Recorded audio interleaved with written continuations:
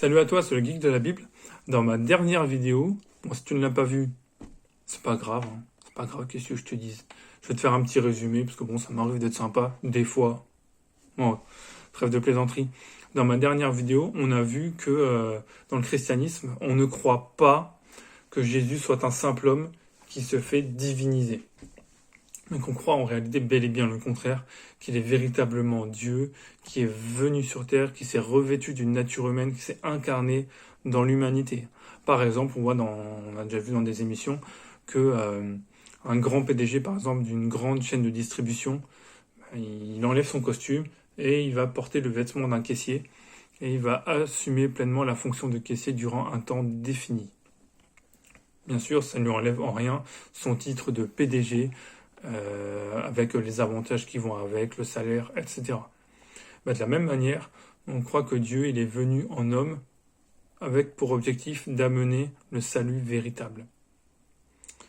Parce qu'en réalité, on n'est pas sauvé en faisant des bonnes œuvres, en espérant d'aller au ciel. Ce n'est pas ce que nous faisons sur terre qui nous fait aller au ciel.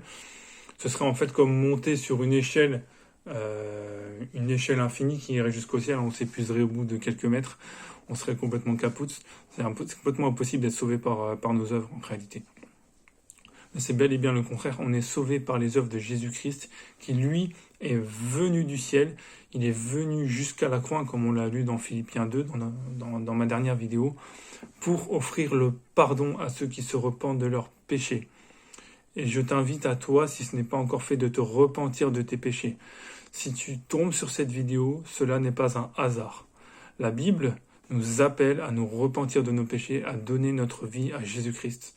Parce qu'il est véritablement Dieu qui s'est fait homme et qui est mort à notre place, qui a porté la condamnation de nos péchés à notre place. Il est la preuve d'amour parfaite.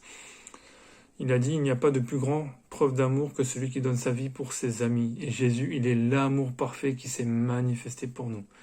Je te souhaite une belle fin de journée ou belle fin de soirée selon à quelle heure tu regardes cette vidéo. Que Dieu te bénisse abondamment et te remplisse de son amour, de sa grâce.